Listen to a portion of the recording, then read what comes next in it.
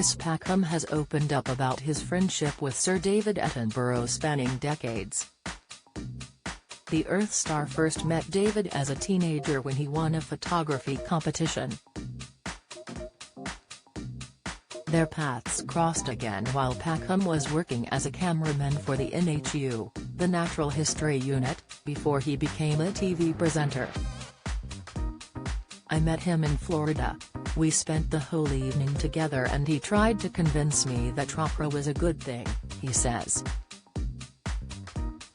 I've had a lot of great advice from David but I've not got into the opera. He said it's always a joy when they meet up, sometimes in the pub, and they share presents from the natural world. I always make a point of taking something and giving him something, a bit of the natural world. The last time I saw him I gave him a feather, and then the time before that, I can't remember what it was, and a little while ago I gave him an intervertebral disc from a fin whale. He loves it, of course. Another time Packham brought Sir David a fossilized shark tooth that belonged to his stepdaughter Megan. It was a pretty nice one, it was beautiful. It wasn't very big but it was in perfect condition. I was really pleased with it. I said to Megs, "Can I borrow that to show to David? He loves fossils." So I had it in my pocket and I said, "Oh, I've got something to show you," and I got it out and I showed it to him and I said, "Look at this," and he took it and he looked at it and said, "That's a beautiful one. Lovely condition, lovely color," and then he handed it back to me. He put his hand in his pocket and he pulled one out and it was twice as big and just perfect, and we were splitting our sides for ages. We couldn't stop laughing. He just outdid me. We laughed hysterically.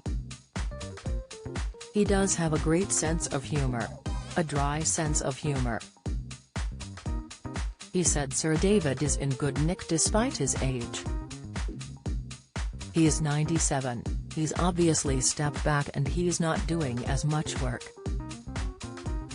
When did I last see him? It must have been before Christmas now, or maybe just after Christmas, and he was on really good form, really good form. I went to the car, to help him out of the car, and he just leapt out and started off down the pavement. Chris dismissed suggestions that he could be his successor.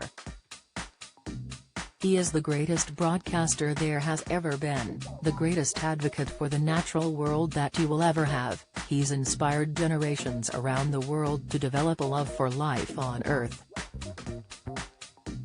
To call him a natural treasure is an insult because it's an understatement. He's a global treasure. Packham is currently presenting Earth on BBC, and he revealed how program makers were conscious of their carbon footprint while making the series.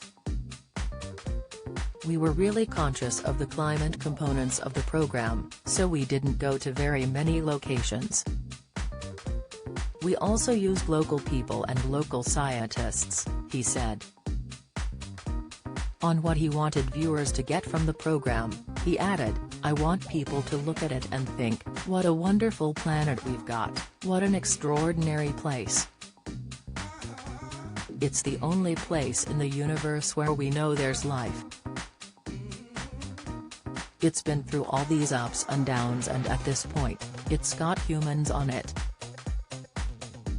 I know we are doing some pretty disastrous things at times, but we are still a remarkable species in terms of our adaptability, our creativity, our imagination, all that sort of stuff." Earth airs every Monday at 9 p.m. on BBC Two. Follow Mirror Celebs on Snapchat, Instagram, Twitter, Facebook, YouTube and Threads.